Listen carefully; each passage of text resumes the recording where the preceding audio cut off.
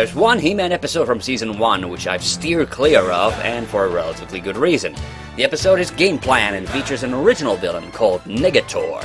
Negator is a guy with lightning powers who amuses himself by making games. However, rather than playing the games himself, he likes to trap people to force them to play the games instead. So he's kind of like a sadistic Peter Molyneux. At first, he wants to capture Man-at-Arms because he's fascinated by his MacGuffin of the day. When his initial plan fails though, he instead tricks Teela and captures her. Then holding Teela for ransom, he manages to capture Duncan.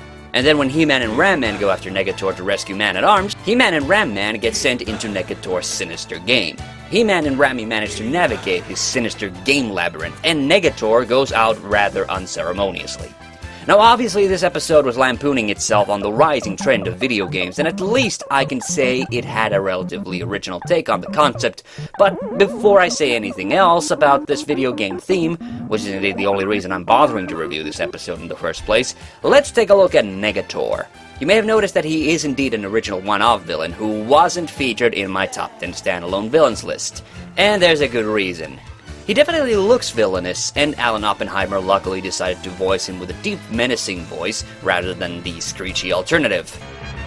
I am Negator. Negator also has a pair of henchmen, the Nerbs, from whom he gets his electrical powers. The whole idea of Negator being so mighty that he needs to store that energy in his Nerbs is kinda cool and interesting. Also, when he tries to go head-to-head with He-Man at the end with full force, he actually drains the Nerbs of all of their power. That's kinda disturbing, technically making the Nerbs some of the few characters we ever see die on screen in a He-Man episode. However, what makes Negator pretty lame is his plot. He just wants someone to play his godforsaken video game, and that's it? He's not out to conquer Eternia, he doesn't want to become rich, he's not even out for more power, he just wants people to die in his game. Now that would sort of make him somewhat similar to a traptastic serial killer like Jigsaw, but in the greater scheme of things, he probably chose unwisely when he decided to go toe-to-toe against He-Man. Don't get me wrong, but he should have probably checked Skeletor's track record for victories against He-Man before he decided to commit to this lame scheme.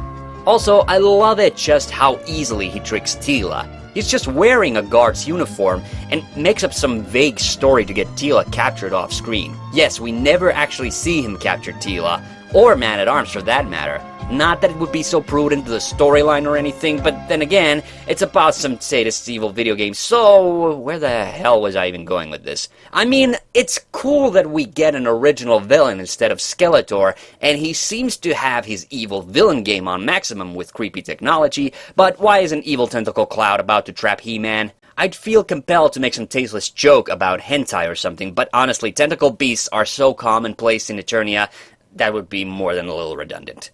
Well, let's finally get to the video game section of this episode, because I know that's what you came here for. So, what exactly does this virtual world of Negator have to offer for our two fearless warriors? A freaking arrow, a rolly ball, and this clamp thing.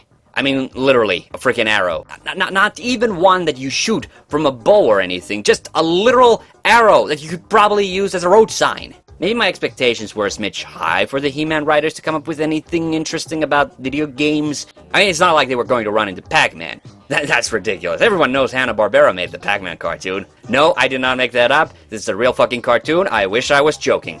All this and a maze actually makes this look like a kinda shitty rip-off video game. It's literally geometric shapes trying to kill the heroes. When in all of He-Man has a giant rolling ball ever been a threat to him? The guy punches boulders to pieces with his bare fucking hands. But I do have to say that seeing Ram-Man get his head stuck in a ball is pretty priceless. Also, I do have to say that I love the animation of He-Man using his sword to get past the jumping clamp thingy. To be perfectly fair, the whole part of the episode which takes place inside the video game is probably the best part. I still think you probably would have more fun watching Tron.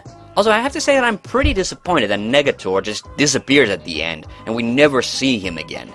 I mean, sure, his plan was terrible, but I wouldn't have minded seeing He-Man and company stuck in a video game a few more times, maybe in Season 2. At least this episode beats the pants off that stupid cyber demon guy from the Season 2 episode Energy Beast. Overall, I think this is an okay He-Man episode. It's got a few derpy animation moments, a dumb premise, but overall is pretty entertaining. Not outstanding, but considering the subject matter, I guess I had to cover it at some point or another. I hope you enjoyed this He-Man episode review, and remember, I have the power, so can you.